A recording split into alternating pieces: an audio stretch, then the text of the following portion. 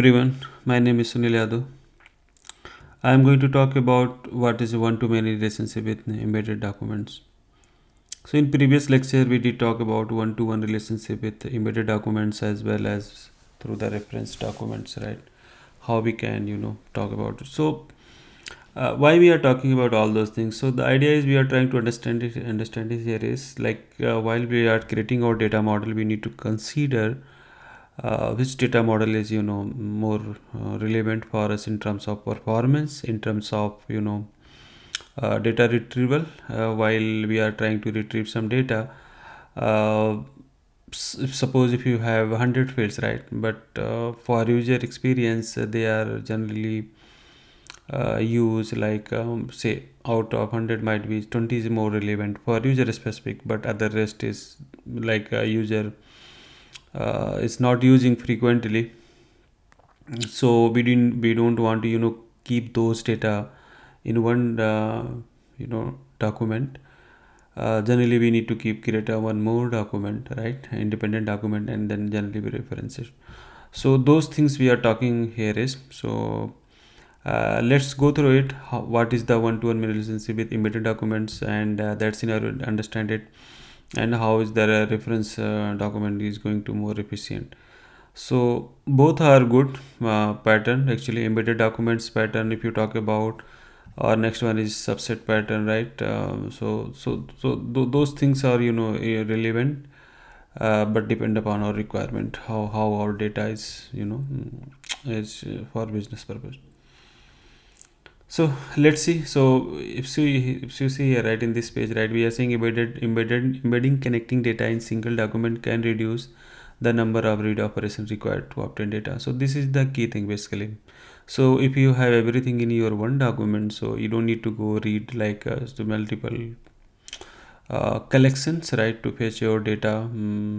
Because if you are saying we are going to store two documents, sorry, two, well, like reference the data in the two collections, so that means you are going to be do the multiple read operation to join the table and get the data. So here if we see, right, embedded documents pattern, consider the following example that maps pattern and multiple address relationship. The example is right here: advantage of embedding over preferencing. If you need to view many data entries in context of another, in this one-to relationship between pattern and address data, the pattern has multiple address entities. In the normalized data model, the address document contain a reference to pattern document. So what is here we are trying here? Suppose if we have one pattern document, in that we have ID Joe and name is this, and might be we have multiple address, right? So in that case we are referring through the ID, right? So this is our pattern ID, right? Pattern ID we are showing through it, so we are referencing through these two address.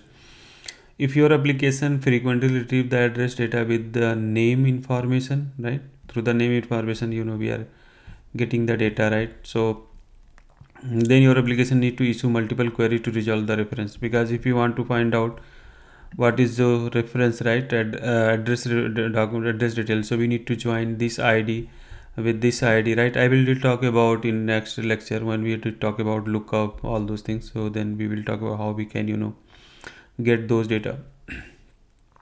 So generally for us we need to do the lookup, right, this address document with the pattern document. Actually collection, we have two collections, so we need to match with pattern ID. Wherever is matching the pattern ID, we need to get this address basically. So a more optimal schema would be embedded the address data entries in like pattern data document. So suppose in that we have to query two times, but here if you have into one collection, we don't need to go with type like try to two times basically. So with the embedded data model, your application can retrieve the complete pattern information with one query. So this is key thing. But sometimes you feel, right, if we did talk about here is, if we wanted to add one more address, right, suppose I'm not people we are talking about is not staying anymore in Boston or Facton, right? So we need to always go to update your one document, and might be we are referring this address to another, so that will the problem. So depend upon if your data is updating, then you don't no need to embed it in one document.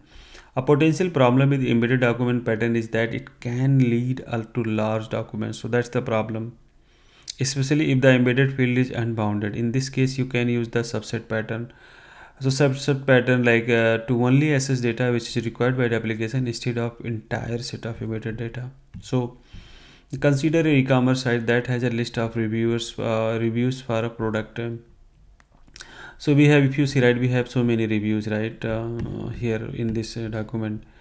So we are creating the review id, right, for this reviews, for this id. So we are putting so many reviews. Suppose it's going too long, actually so many reviews you're going to put. The reviews are stored like reversal chronological order. When a user visit a product page, the application load the 10 most recent reviews. So suppose we have 100 or 1000 of reviews, right, but we just wanted to get the latest 100 reviews, right. So we are not we that not me like getting so meaningful, right, to put everything in one document, because we know the limitation, right. 16 MB is the maximum document you can store in one collection. If exceeding is a problem, so that we need to consider. Instead of storing all the reviews with the product, you can split the collection into two, actually into two collections. Basically, the product collection stores information as is product, including the product and most recent. So here we are keeping just 10 most recent reviews.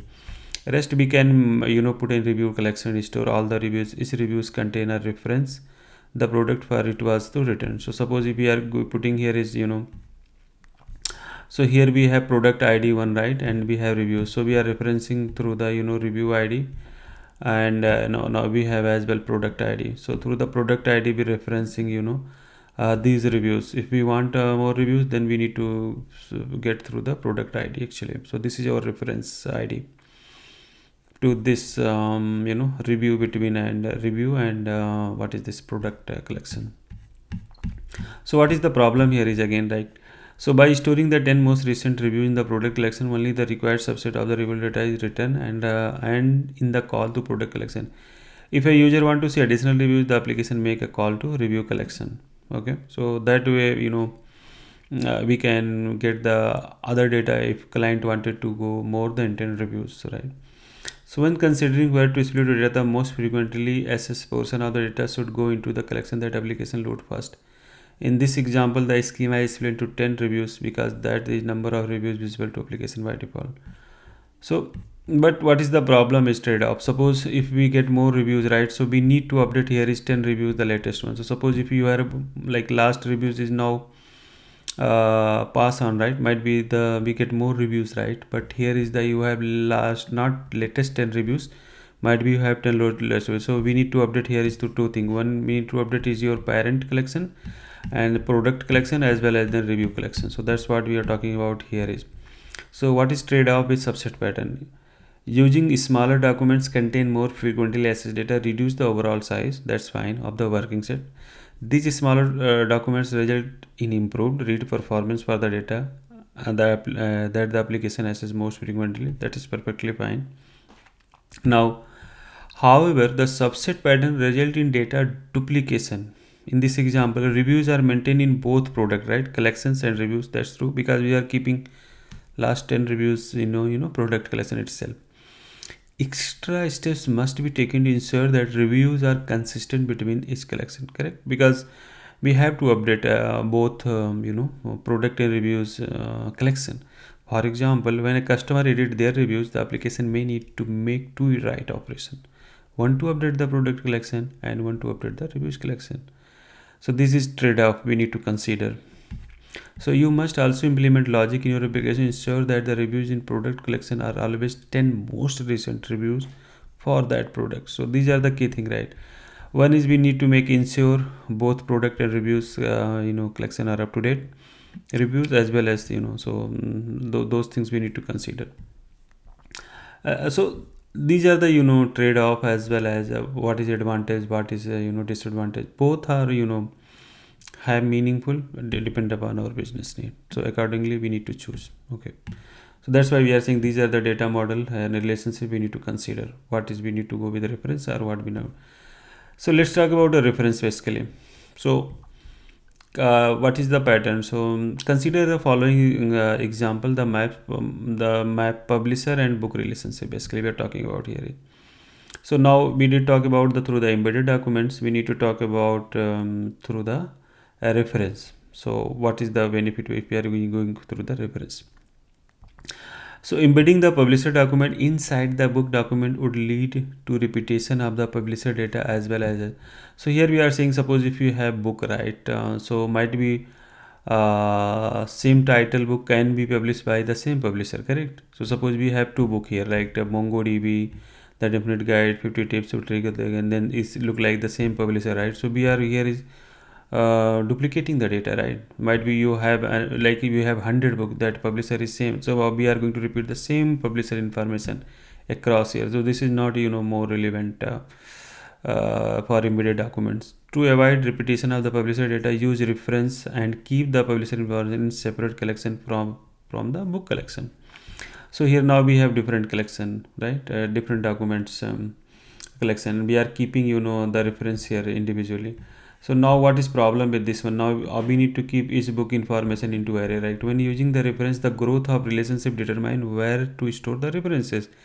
If the number of books per publisher is small, with the limited growth, storing the book reference inside the publisher document may sometimes be useful. Suppose you have not more than, suppose you have 1,000 book, right? Then same publisher, then you are going to keep this information like book ID again is going to be extra burden again. So otherwise, if the number of book publisher is unbounded, the data model will lead to mutable growing arrays. As example here, if you see this going to dot dot dot.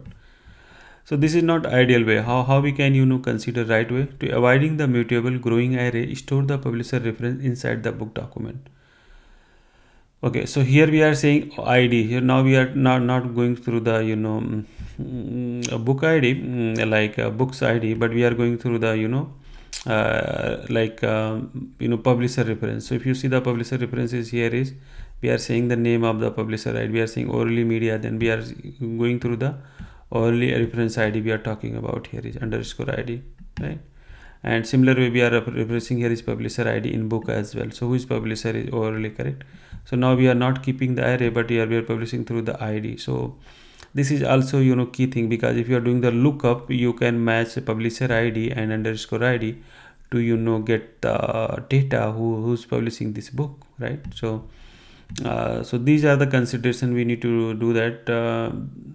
Why I'm saying to is because problem is, if you're trying to develop your application in initial study, you feel, oh, let me go with this one,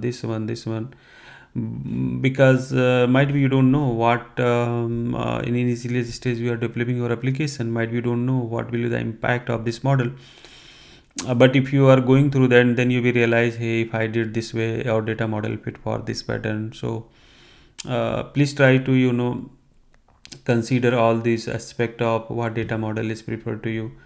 That will help you to understand all those things. So thank you so much for your time. Please subscribe my channel, share your feedback. In next lecture I will talk about many to many relationship. So now we covered one to many and one to one. Now I will talk about many to many relationship in next lecture. Thank you.